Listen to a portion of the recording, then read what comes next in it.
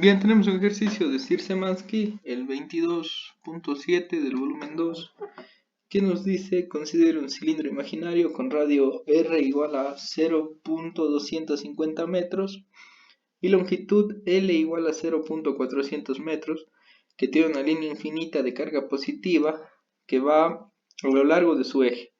Su carga por unidad de longitud en la línea es de 6 microcoulombs sobre metros. Esta pequeña expresión se llama lambda. Lambda es igual a 6 microcoulombs sobre metro. Sí, y las preguntas son: ¿cuál es el flujo eléctrico a través del cilindro debido a esta línea infinita de carga? ¿Cuál es el flujo a través del cilindro si su radio incrementa a 0.500 metros? ¿Y cuál es el flujo a través del cilindro si su longitud aumenta a 0.800 metros? Bien, primero imaginemos la cuestión. A ver, es un cilindro, sí, que va a tener una línea de carga en su eje. Digamos que esta es la línea de carga.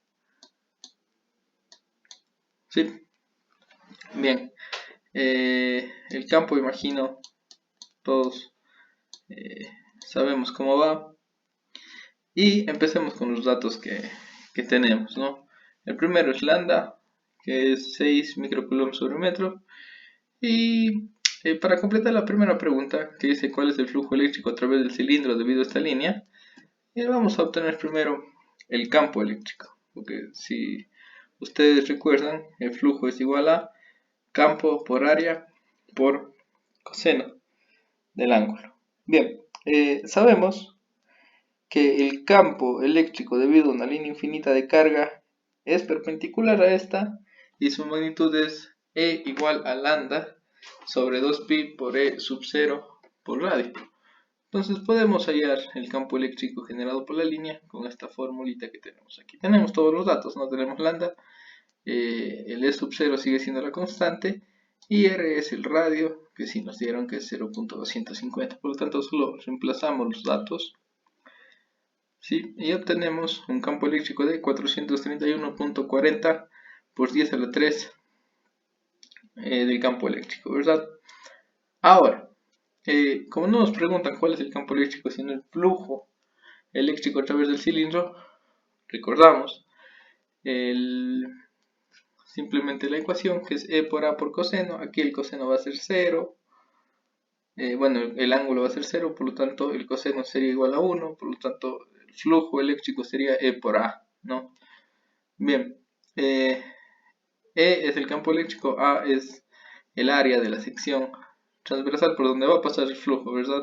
En este caso el cilindro sería. Entonces el área sería el perímetro del círculo, de la circunferencia, que es la base del cilindro, por la longitud que tiene todo el cilindro, ¿sí? Que es 0.400. Ese sería el área de nuestro cilindro.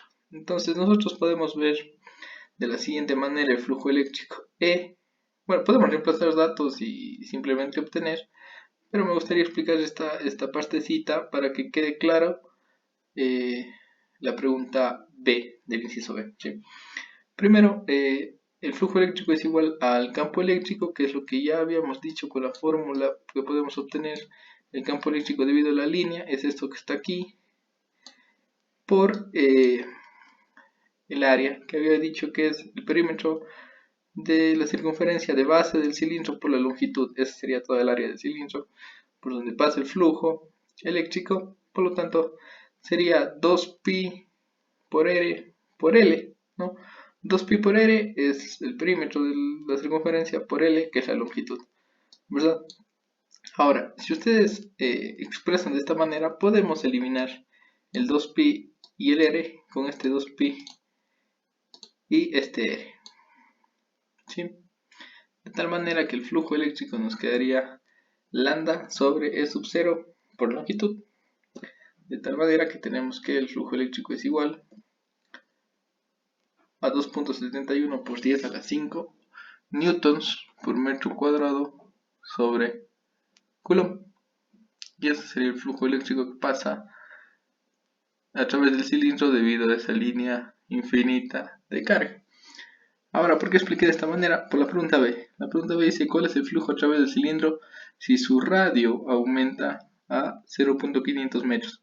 Si se fijan, lo último que hallamos es la fórmula para el flujo eléctrico en este cilindro, y es esta de aquí.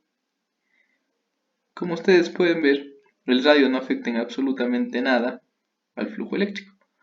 Por lo tanto, la respuesta de la B, ¿cuál es el flujo eléctrico a través del cilindro? Si su radio se incrementa, va a ser exactamente el mismo. La respuesta a la pregunta B es 2.71 por 10 a la 5 newtons por metro cuadrado sobre coulombs. Y ahora en la respuesta C, ¿cuál es el flujo a través del cilindro si su longitud aumenta? Si ven, en la fórmula que llamamos del flujo eléctrico, la longitud sí afecta. Está aquí. Por lo tanto, simplemente tendríamos que volver a plantear el flujo eléctrico, pero ya no con la longitud de 0,400 de antes, sino con la de 0,800 que nos dan ahora. Por lo tanto, el flujo eléctrico, si el cilindro aumenta de longitud a 0,800 metros, va a ser igual a 5.42 por 10 a la 5 newtons metros cuadrados sobre coulomb.